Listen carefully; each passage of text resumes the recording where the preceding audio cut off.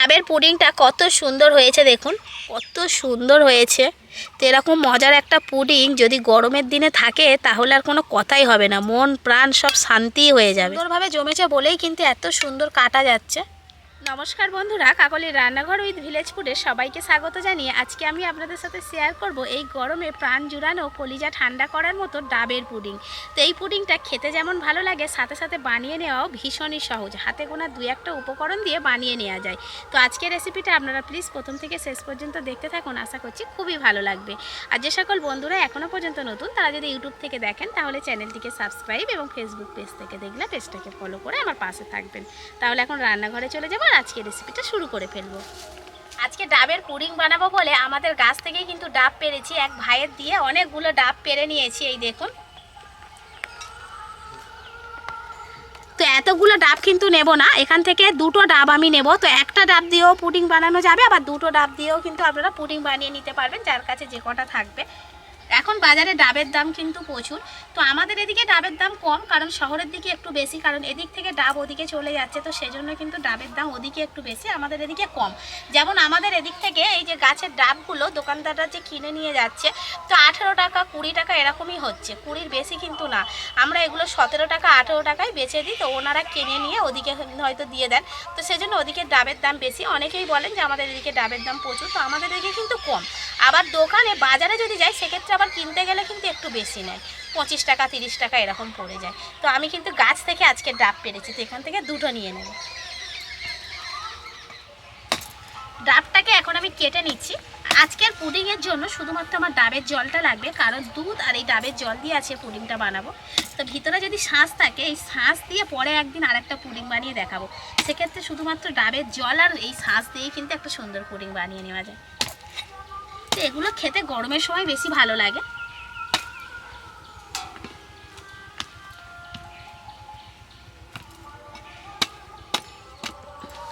ডাবের জলটাকে আমি এখন বাটিতে করে ঢেলে নিচ্ছি। এবার আমি যে কড়াইতে করে আজকে পুডিংটা বানাবো অর্থাৎ রান্নাটা করে নেব, তো সেই কড়াইটাই নিয়ে নিয়েছি। এবার একটা ছাঁকনি নিয়েছি, ডাবের জলটা আমি ছেঁকে কড়াইতেই দিয়ে দেব। আর এই যে কাজটা করছি, এই স্টেপের কাজটা কিন্তু আগুন জ্বালার আগেই করে নিতে হবে।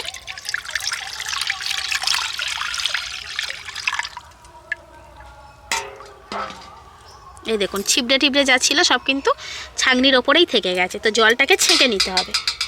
এবার আমি এর মধ্যে দিয়ে দেব চিনি।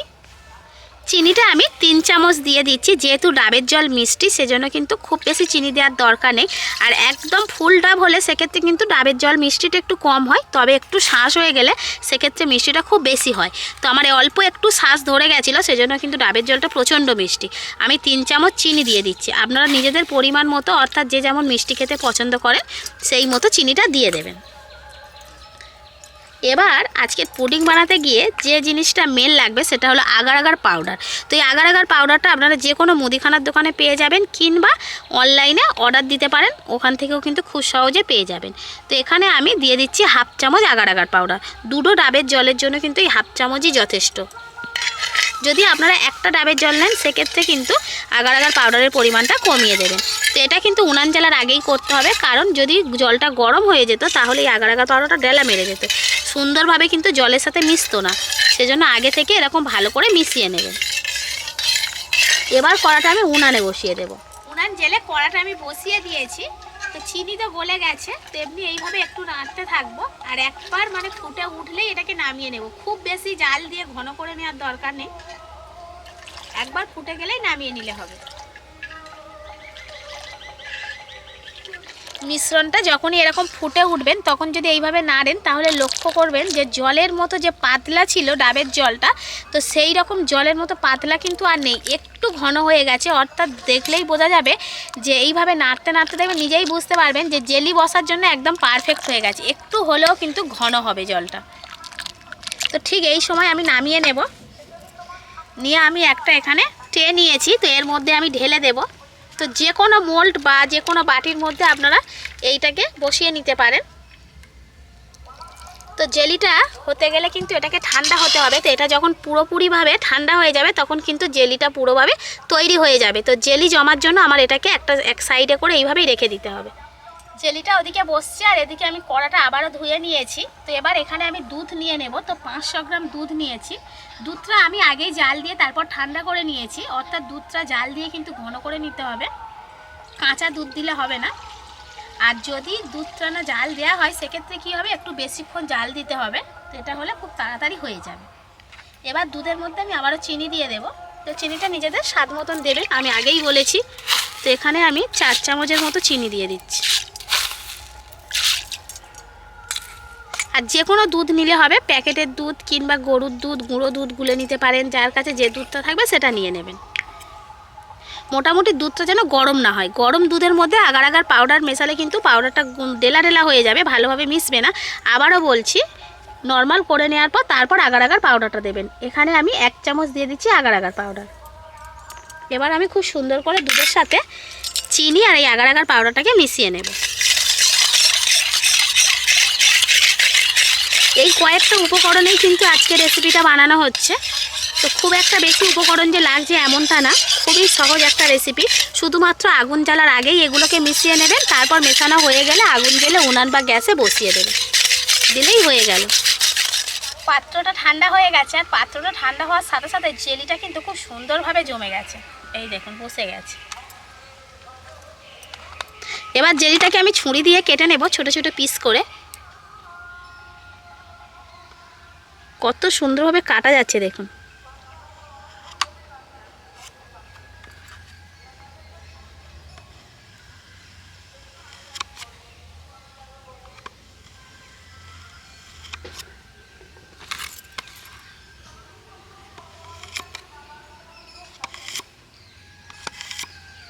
জেলিটাকে এবার আমি একটা প্লেটের মধ্যে ঢেলে নিচ্ছি।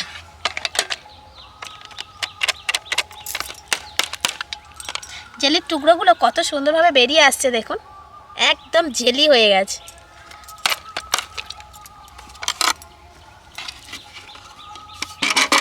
কত সুন্দর লাগছে দেখুন। এবার এই জেলির টুকরোগুলোকে আমি এই একই মোল্ডের মধ্যেই সাজিয়ে নেব, ঠিক এইভাবে বসিয়ে বসিয়ে।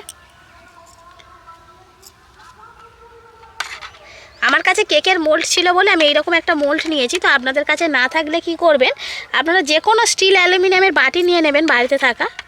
তো এইভাবে একটু বসিয়ে দেবেন এইগুলো, আবার পরে দিয়ে দেবো। এগুলো তলাতে দিলাম।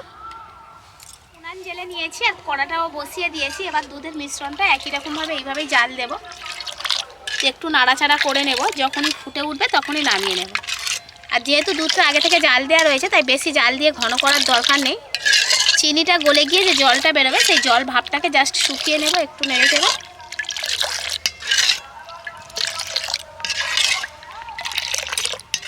দুধটা জাস্ট ফুটে উঠেছে, আর এদিকে দেখুন আগের থেকে কিন্তু দুধটা একটু ঘন হয়ে গেছে।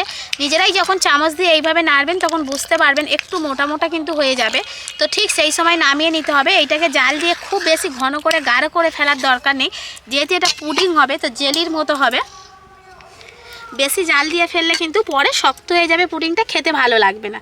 তো এবার যে পাত্রের মধ্যে আমি জেলিগুলো রেখেছিলাম, ডাবের জলের জেলি, তো তার মধ্যেই আমি দুধটা দিয়ে দিচ্ছি সরাসরি। আর এটা গরম অবস্থাতেই দিতে হবে, কারণ যত ঠান্ডা হবে তত পুডিং জমতে শুরু করে দেবে। দুধটা আমি পুরোটাই দিয়ে দিলাম। এবার যে জেলিগুলো এক্সট্রা আমি রেখে দিয়েছিলাম কয়েকটা, সেগুলো ওপর থেকে দিয়ে দেব।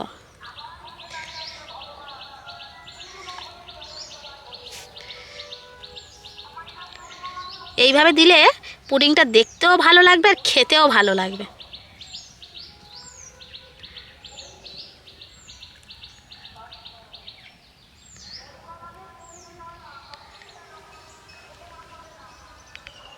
আবারও এই পাত্রটাকে আমি ঠিক এইরকম নর্মাল জায়গাতে রেখে দেবো, যাতে পুরোপুরিভাবে ঠান্ডা হয়ে যায়। তো পুরো ঠান্ডা হয়ে গেলে কিন্তু পুডিংটা পুরোপুরিভাবে তৈরি হয়ে যাবে। আর আপনাদের কিন্তু এক্সট্রা করে পুডিং বানানোর জন্য মোল্ড কেনার কোনো দরকার নেই। এরকম স্টিল অ্যালুমিনিয়ামের বাটি দিয়ে আপনারা বানিয়ে নিতে পারবেন। তো যেমন শেপের বাটি হবে পুডিংটা দেখতেও কিন্তু তেমন হবে। তো এইরকমভাবে আপনারা সহজ পদ্ধতিতে পুডিং বানিয়ে নেবেন। আর এটা বানানোর পর যদি আপনারা ঘন্টাখানেক ফ্রিজে রেখে দিতে পারেন, মানে পুডিংটা জমে যাওয়ার পর, তাহলে কিন্তু পুডিংটা ঠান্ডা হবে, খেতে ভালো লাগবে। তো যেহেতু আমি রান্নাঘরে রয়েছি, সেজন্য রান্নাঘরের একটা জায়গাতেই রেখে দেবো। পুডিংটা জমার পর আবার আপনাদের সাথে ফিরে আসছে। 30 মিনিটের মতো হয়েছে। আমি রান্নাঘরে এটাকে রেখে দিয়ে গেছিলাম, তো ওপর থেকে আমি একটা কিন্তু ঢাকনা দিয়েই গেছিলাম, ফুটো ফুটো ছিদ্রযুক্ত থালা, তো সেটা ঢাকা দিয়ে রেখে গেছিলাম। তারপর এসে দেখি যে এরকমভাবে কিন্তু জমে গেছে পুডিংটা। কত সুন্দর হয়েছে দেখুন মাত্র 30 মিনিটের মধ্যে। আর এটাকে কিন্তু আমি এখন আর ফ্রিজে রাখবো না, কারণ আপনাদেরকে দেখিয়ে দেবো। তো আপনারা কিন্তু এই পুডিংটা জমানোর পর একটু ফ্রিজে রেখে ঠান্ডা করে নেবেন, তারপর খাবেন, দেখবেন দারুণ মজার লাগবে। তো মোল্ডের চারি সাইডটা আমি একটু ছাড়িয়ে নিয়েছি প্যাচেলার সাহায্যে। তো এখন পুডিংটা কত সুন্দর লাগছে দেখুন দেখতে, তবে প্লেটে নামানোর পর আরও সুন্দর লাগবে দেখতে। ঠিক এইভাবে আমি উবুর করে দিলাম। তো এবার কত সুন্দরভাবে মোল্ডটা উঠে গেল দেখুন, পিছনটা এবার কত সুন্দর লাগছে দেখুন। ডাবের পুডিংটা কত সুন্দর হয়েছে দেখুন।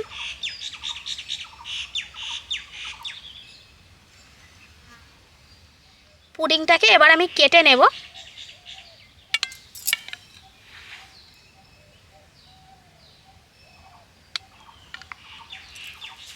তো প্যাচেলার সাহায্যে এটাকে তুলে নেব। পুডিংটা কিন্তু ভীষণই নরম, এই দেখুন কত সুন্দর হয়েছে, একেবারে নরম তুলতুল করছে। আমরা যদি এরকম ছোট ছোট পিস করেও কেটে নিই তাহলেও হবে। পুডিংটা সুন্দরভাবে জমেছে বলেই কিন্তু এত সুন্দর কাটা যাচ্ছে। পিসগুলো দেখুন জাস্ট কত সুন্দর হয়েছে, এই দেখুন একদম ভিতর থেকে ডাবের জেলিগুলো কিন্তু সুন্দরভাবে দেখা যাচ্ছে, এতে করে খেতেও কিন্তু খুবই ভালো লাগবে। আরও ভালোভাবে দেখুন কত সুন্দর হয়েছে। তো এরকম মজার একটা পুডিং যদি গরমের দিনে থাকে তাহলে আর কোনো কথাই হবে না, মন প্রাণ সব শান্তি হয়ে যাবে। দারুণ লাগছে পুডিংটা। এই যে জেলিটা রয়েছে, জেলির জন্য কিন্তু বেশি ভালো লাগছে। তো আপনারা একদিন পুডিং বানিয়ে নিয়ে এইভাবে ফ্রিজে রেখে দিতে পারেন, যেদিন ইচ্ছা যখন ইচ্ছা হবে অল্প অল্প করে কিন্তু খেতে পারবেন, প্রতিদিন আর বানাতে হবে না, ভীষণ ভালো লাগবে।